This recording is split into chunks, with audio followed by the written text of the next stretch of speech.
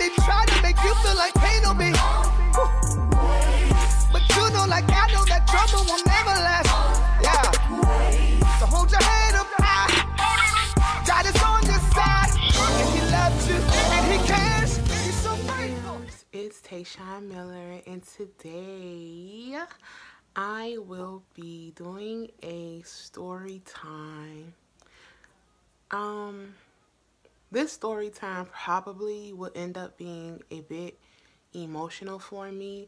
It is extremely long, so I'm going to try to make it at the most 15 minutes because I don't want it to be such a long, drawn out thing. But this message is about this. I often get emailed just with concerned subscribers. I get inboxed messages on like Instagram, and even with people from YouTube that ask all the time, hey, I always see you with the wedding ring, but I never hear you mention you're married or your husband, and I never see him. I never see any pictures of like you or your family or whatever. So pretty much today I'll be breaking the silence on that. This is something eventually that I was going to do. However, I didn't do it because I really didn't feel led to do it. So once I felt led to do it, I was like, okay, it's time for me to go ahead and do this video. If you hear any noise in the background, my daughter just got home from school. I was supposed to do this video earlier, but I was super busy. So pretty much, yeah, let's get started.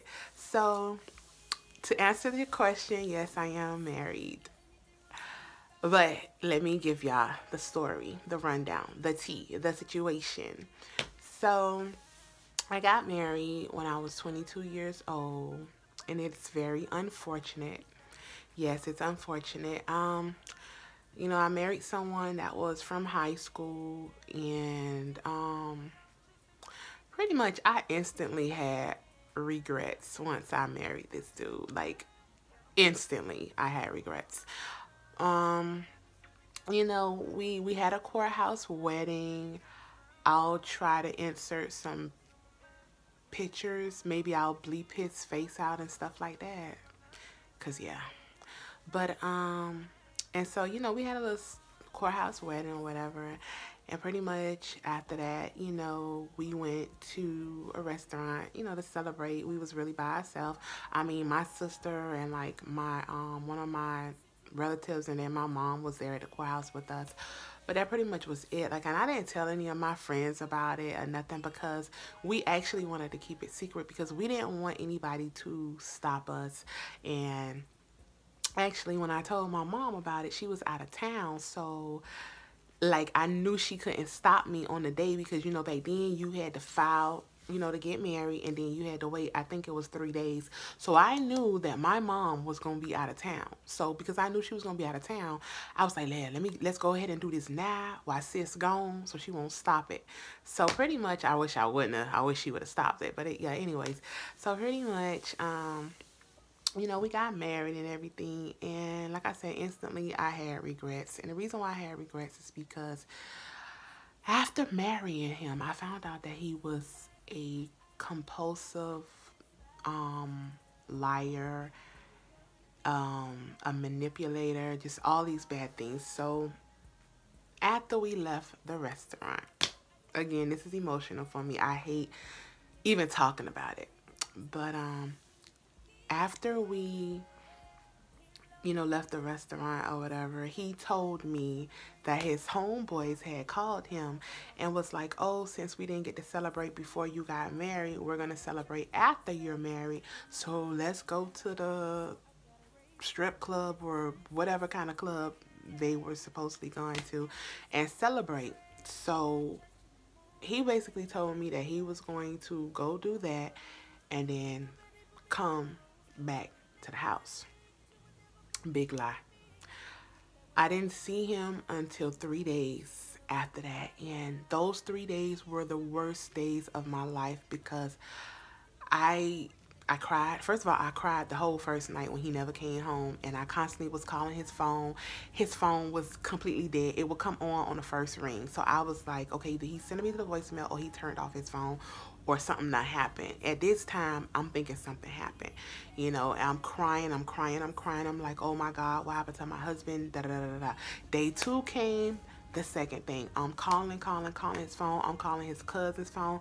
I'm popping up around people's crib. Nobody knows where he is. Okay, day three come. The same thing. I'm crying, crying, crying, calling. Still no nothing. Then finally this night, it was like around 11 or 12 in the middle of the night. He called me and was like, oh, yeah, I got drunk that night, and so I couldn't come home. Okay, whatever. At this point, I knew I no longer wanted to be with him, even though we had only been married for 3 days. I had completely made up my whole entire mind. This marriage was not going to be for me. This is not something that I wanted. So I talked to my mom about it, and basically she talked me out of it. She was like, well, this is the real world. You married him for sickness, in health, rich, poor, good, bad to death do you part. My comeback was, but sis, I ain't marry him for stupid. I'm not dumb. I know that he was out with somebody, and I know he was somewhere he had no business being. Because you don't tell somebody that you're going on an outing one night and you're going for 3 whole days. You ain't got no charger. Nobody ain't got no phone you can use. You couldn't go to a payphone. None of that stuff. No, not me. Play with somebody else. Play with your mama. Don't play with me. So at this point, I just was like, nah, I don't want to be with you, whatever, whatever. So on the fourth day, he came home. And I never forget, we were sitting down to the table having lunch. I had a whole entire attitude because, again, I was completely turned off from the situation. I did not want to be with him anymore. So his phone constantly was ringing and ringing and ringing and ringing and ringing. And I'm like, why is his phone keep ringing and he not answering it? So slickly, y'all know how we do it. Y'all know how we females are. I memorized the number, and I had act like I had to go to the bathroom, and I called the number back. But back then, y'all know we was heavily using star 67, so I used star 67, and I called, and the person didn't pick up, so I called back again, and a female answered the phone, and she was like, I already know this his wife. She said it just like that. She said, I already know this his wife calling my phone. So at first I was quiet and I hung up because I was just crushed. I was heartbroken. But in the back of my mind, it was expected. But I still was like, nah, like, okay, let me call back. I need to know details. I want to know everything because this is about to be over. So I called back, and in the midst of me talking to her, I was asking all these questions like, what do you mean? You know I'm his wife. She was like, oh, I'm the one who picked out your ring. I'm the one who picked out what he gonna wear to marry you and everything. And I'm like, are you kidding me right now? Like, who does that? Like, who agrees to be number two? Like, that's crazy. So pretty much as I was talking, she was like, your voice sounds so familiar. And I was thinking to myself, oh, y'all, I'm at 8 minutes. I was thinking to myself, man, this girl sounds so familiar. Long story short, it happened to be somebody who I considered a dear friend from high school.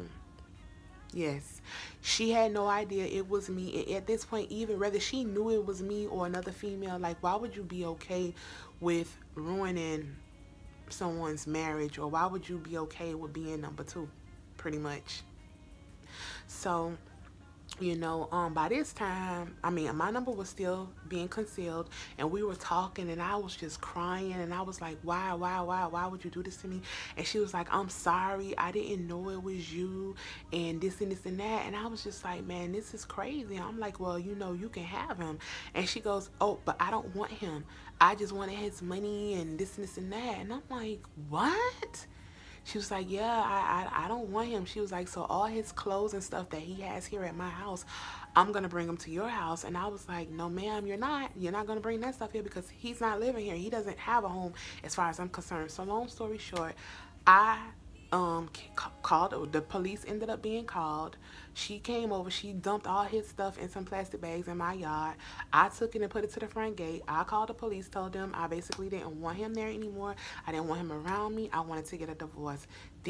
Now this is where things started taking a turn. So I went to the courthouse to file for an annulment because back then we were able to do annulments right after marriage. Anyway, so pretty much I told the judge basically what happened, and he told the judge, well, Your Honor, I love my wife and I don't want to get a divorce or an annulment.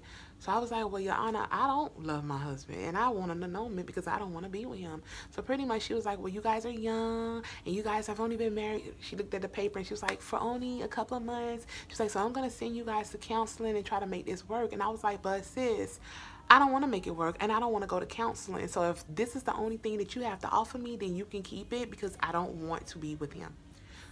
Long story short, I done said long story short 100 times. So long story short, after that, pretty much what happened was he just disappeared. And when I say disappeared, he disappeared. And then someone told me, the same someone who he was supposed to be with that night and go out to the club for his little bachelor party or whatever, told me that he was killed, that he was dead. And I was like, what do you mean? I mean, I know I didn't like him anymore, and I know I didn't want to be married to him, but good Lord, like, I didn't want him to die. And he was like, yeah, he got shot. And I was like, where, when, how, why? And so he just was like, I don't know anything about it. I just heard through the grapevine that he was killed. And I never looked it up. I never looked him up. I just went on living my life as I was a widow because I thought all this time that I was not still married. I thought that I was legally separated because he had done passed. So I knew that I would be granted, you know, a divorce or whatever. It wasn't until last year I got an email, well, I got an inbox on Facebook, and it was my husband pretty much telling me he had looked me up, he found me, he wanted to be friends, and he wanted his wife back. He still loved me, he still had feelings for me. And I was like, so they told me you was dead. So what's the real deal? He had nothing to say about it. He totally ignored me. So I confronted him. I was like, he wanted to meet up. He was like, he don't care where we meet, police station, a restaurant. He wanted to see me and take me out, start over. Basically, the answer was no. You're not doing that. I'm not even with that. And I kept asking him, I say, so you faked your death for all these years? Because that's what you did, bro. You faked your death. You allowed people to say in the streets that you were dead. And it wasn't even true. You were living somewhere else with someone else. So pretty much he was just like, well, you know, you did something wrong too. As a man, you degraded me and used to be mean and I'm like, bruh, that ain't got nothing to do. You like did a whole disappearing act, like a whole disappearing act. You feel me? So I was so upset about that, and I hate that I can't put the screenshots in because my page got reported on Facebook, so they deleted my whole page. So all the messages, like if I was to go to court, I can't even show none of this as proof where I confronted him about faking his death and none of that stuff. I can't. But the whole ordeal behind why I still wear my wedding ring is not because I am still married, which that is getting ready to get taken care of. It's not because of that. It's because this ring means a lot to me, because this ring has been passed down 2 generations. My grandmother had this ring. This was her ring. She passed it down to my mom. My mom got married with it, and then she passed it down to me, and I got married with it. So when you guys see me with this, know that it's special and that I wear it because, not because I'm married, I wear it because it's from my grandmother, who I dearly loved, and from my mom, who I show enough love. So I hope y'all enjoyed my story time. Like the comment section up. I know y'all got plenty of questions, plenty of comments. I love y'all, and I'll see y'all in my next video. Bye.